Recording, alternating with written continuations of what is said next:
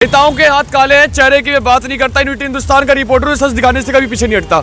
आप सभी देशवासियों को यूनिटी हिंदुस्तान की तरफ से अजय सिंह राजपूत का नमस्कार। साथी, जैसे कि आपको पता है कि अभी चुनाव का समय चल रहा है। लोकतंत्र का प्रमुख त्योहार होता है चुनाव।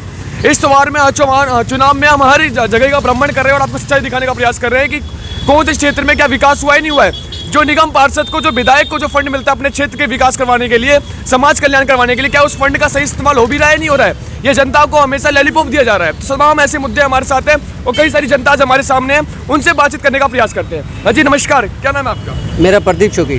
प्रदीप जी, ये बताइए क्या लगता है कि अगर जो विधायक को जो फंड मिलता है ऊपर से देखा जाए तो सीएजी की रिपोर्ट के अनुसार एक विधायक को एक वर्ष में 10 करोड़ का फंड मिलता है। कहा जाता है सीएजी की रिपोर्ट के अनुसार 5 साल में कितना फंड मिल जाता है, लेकिन उस फंड का इस्तेमाल वो सही ढंग से नहीं कर पाते हैं। हमारे नेपसराय का दुर्भाग्य है कि हमारे विधायक ने हमारे नेपसराय में अगर कोई हादसा हो जाता है तो हम शमशान घाट तक जाने में परेशान होते हैं। पैदल नहीं चल सकते, कीचड़ में से चलना पड़ता है। पैसे 1 रुपया नहीं लगा। अच्छा, तो मतलब ये यहाँ पे विकास के नाम पे बिल्कुल अनदेखी हो रही है, बिल्कुल अनदेखी।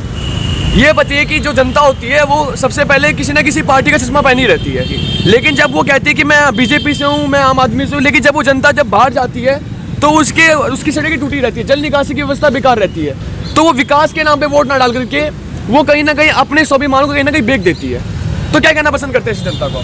देखिए, ऐसा है, आज जो जनता का प्रभाव है इस तरह से है कि पैसे या दारू के ऊपर बिक जाती है, लेकिन ऐसा नहीं होना चाहिए, क्योंकि इसीलिए हमारा विकास में पिछड़ जाते हैं। हमारी सबसे यही कोशिश है कहने की कि भाई पैसे और दारू के पीछे ना बिकें और विकास के लिए वोट दें। और उसके लिए हमारे क्षेत्र से बहुत बढ़िया उम्मीदवार एक खड़े हुए हैं, सुरेंद्र बलारा भाई। इसको बहुत अच्छी वोटों से जिताकर इस बार हम निगम पार्षद बनाएंगे, क्योंकि हमारे दोनों तरफ से जब भी विधायक आते हैं या काउंसलर आते हैं तो हमारे क्षेत्र का विकास पीछे पड़ जाता है और हमारी कोई पूछ नहीं होती और हमारे साथ हमेशा ही दुर्भावनावश हमारे विकास को रोक दिया जाता है। अच्छा, आप ये बताइए, जो विधायक है उनके ऊपर एक विधानसभा आता है। विधानसभा के अंदर मैं अभी हर गली हर मोहल्ले का भ्रमण कर रहा हूँ, देख रहा हूँ कि सड़क की स्थिति बहुत ही बद से बदतर है, जल निकासी की व्यवस्था बद से बदतर है।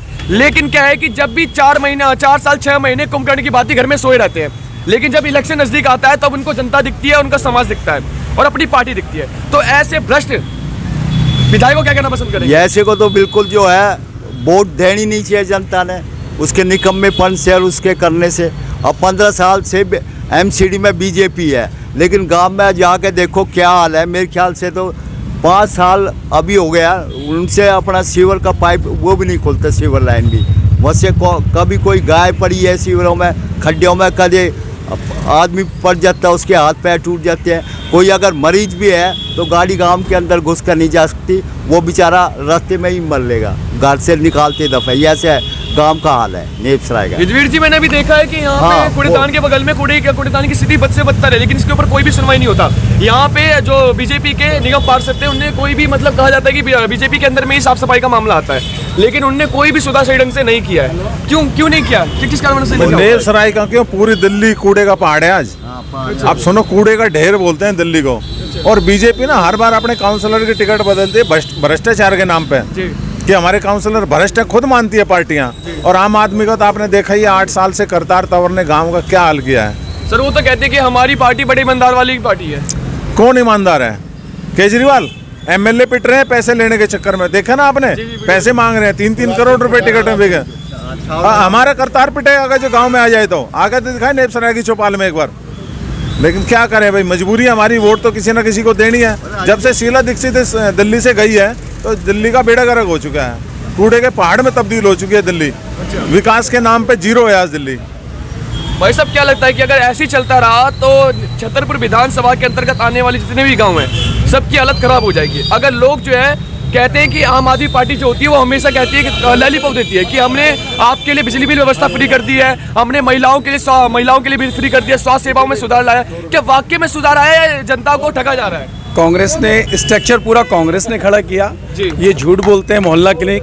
आप जाके देखिए, हर कॉलोनी में, हर गांव में डिस्पेंसरियां खुली हुई हैं। वो किसने खोली हैं? शीला दीक्षित ने खोली हैं और कांग्रेस ने खोली हैं। हमारी चमकती हुई दिल्ली जो थी, शीला जी की जो दिल्ली थी, वो दिल्ली आज नहीं है। आज 3 कूड़े के पहाड़ हैं जो गाजीपुर में और आपके बादली में खड़े हैं, और हमारे यहाँ पे कूड़े का ढेर आपने देखा ही है।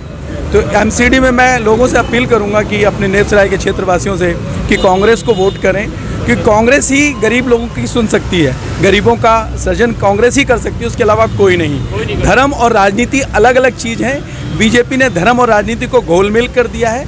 धर्म को अलग लेके चलें और राजनीति को अलग लेके चलें।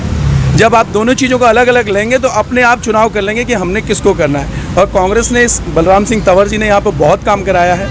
इस गांव में मेरे को ख्याल से मेरे 30 साल मुझे दुकान करते हुए हो गए। यहाँ पे पानी नहीं होता था, हम दूर दूर से पानी लाते थे, आज पानी की व्यवस्था है। पर आप गांव में जाएंगे तो रोड, सड़कें वगैरह 15 साल से एमसीडी में बीजेपी है, बुरा हाल गाँव का है। आप कॉलोनी में जाएंगे, कॉलोनियों का बुरा हाल है। हर जगह RWA का भाई साहब खड़े हैं, अंदर भी RWA है, हर जगह कूड़ा है, क्योंकि जनप्रतिनिधि आते ही नहीं है ना। और दुर्भाग्य हमारे इस गांव का कि यहाँ 2-2, 3-3 लोग चुनाव लड़ते थे हर पार्टी से, और इस बार तो हमारे लिए सुनहरा मौका है कि यहाँ से एक कैंडिडेट है हमारा और हमें उसे जिता के आगे एमसीडी में भेजना चाहिए, ताकि हम अपने क्षेत्र में सफाई और साफ़ सफाई कर सकें। क्योंकि वो आदमी, मैंने नोटबंदी में भी देखा है कि उसने लोगों की मदद करी है। मैं बोलना नहीं चाहता हूँ यहाँ पे।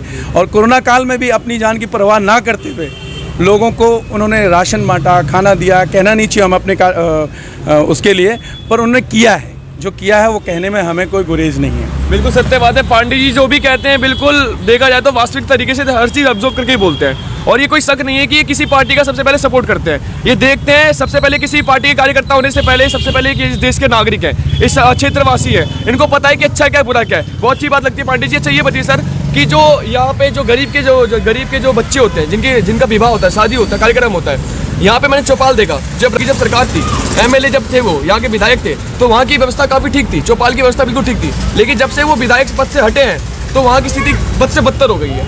नहीं, ये जो ब्रह्म सिंह ने नहीं किया, ये बलराम तंवर जी है, कांग्रेस के टाइम में हुआ था। ये जो भी चौपालें बनी, बहुत अच्छा काम हुआ शीला दीक्षित सरकार ने। उसके बाद तो उस पर केजरीवाल सरकार ने पूरी दिल्ली की हम बात करते हैं उस पर कि वाइट वॉश भी नहीं हुई है। जो शीला दीक्षित ने काम किया उस पर एक वाइट वॉश करने का, मरम्मत का भी काम नहीं हुआ। ये हमारा दुर्भाग्य है। क्या हमारे ही गांव में जो पूरी दिल्ली के अंदर एक नेपसराय में महिला चौपाल है, वो भी एक हम खुद जो हमारे नौजवान साथी है, कार्यकर्ता है, जो वो दिल्ली की पहली महिला चौपाल नेपसराय गाँव में है, और उसकी भी मरम्मत हमारे साथी खुद करते हैं।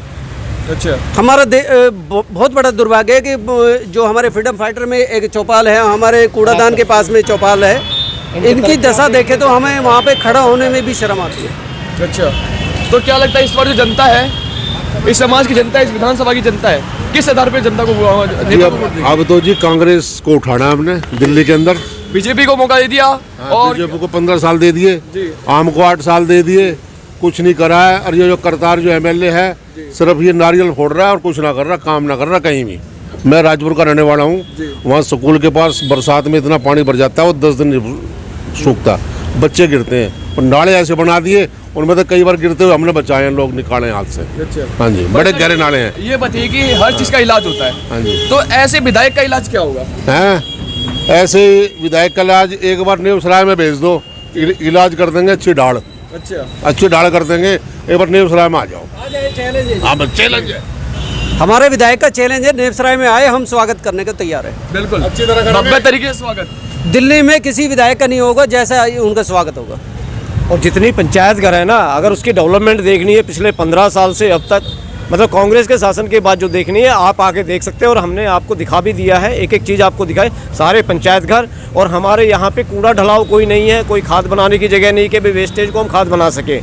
और पशुओं को तो इतनी बुरी हालत है कि हर रोज़ एक्सीडेंट होते हैं पशुओं की वजह। तो ऐसी कोई व्यवस्था नहीं है, ना दिल्ली सरकार कर रही है, ना MCD ने किया है, कोई सुनवाई नहीं है। MLA तो महानिकम्मा है हमारा आज की डेट में।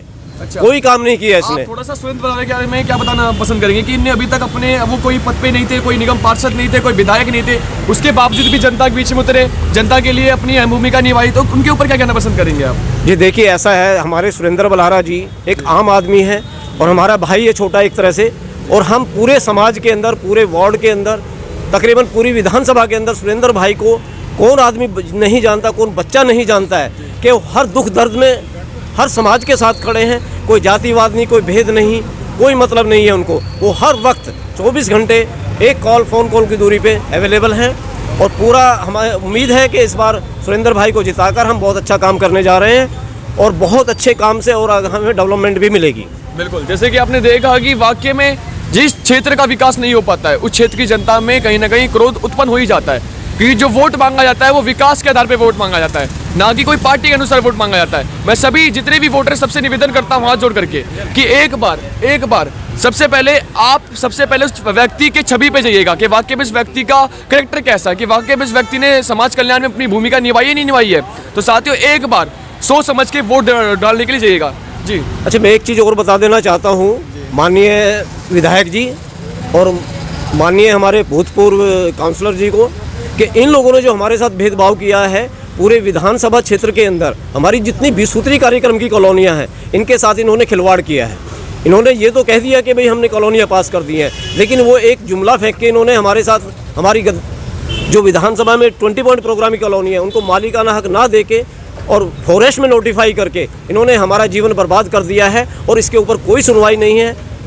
दिल्ली प्रदेश अध्यक्ष आदेश गुप्ता जी, माननीय MP साहब विधुड़ी जी बड़े बड़े दम भरते हैं, लेकिन उस पर कोई कार्य नहीं हो रहा है और ना उस पर कोई सुनवाई हो रही है और ना हमें मिलने दिया जाता है। और हमें अगर हम मिलने जाते हैं तो हमें ये कहा जाता है इनके कार्यकर्ताओं द्वारा कि अरे गहरे आदमी हमारे पास ना आएँ। ये तो इतना बड़ा दुर्भाग्य है बीजेपी के साथ हमारा। और MLA साहब से हमारे में पिछले 3 साल से एक DM साहब से मीटिंग नहीं करवा पाए ताकि हम अपने विचार रख सकें और DM से अपनी समस्या का समाधान ले सकें। धन्यवाद। अंत में साथियों केवल एक ही बात बोलूंगा कि अपने क्षेत्र का विकास तभी संभव है जब नागरिक यहाँ पे नैतिक रूप से सटीन, चरित्र रूप से भ्रष्ट, मानसिक रूप से विबलत, धार्मिक रूप से अंधा, राजनीतिक रूप से गंदा, स्वैच्छिक मान मूल्यों के जिन सिन पैमंद मार्ग यदि भारत को खंड खंड करते रहेंगे तो अपने क्षेत्र का, अपने देश का विकास बिल्कुल संभव नहीं है। इसलिए कह रहा हूँ साथियों, विकास के आधार पर वोट डालने का प्रयास कीजिए, ना कि किसी पार्टी के अनुसार अपना स्वाभिमान कहीं बेकिए मत। तो साथियों, बने रहिए हमारे साथ, हम आपको ऐसी गांव की चुनावी यात्रा दिखाते रहेंगे। अगर वीडियो अच्छी लगे तो वीडियो को लाइक कीजिए, चैनल पर सब्सक्राइब कीजिए। जय हिंद, जय भारत।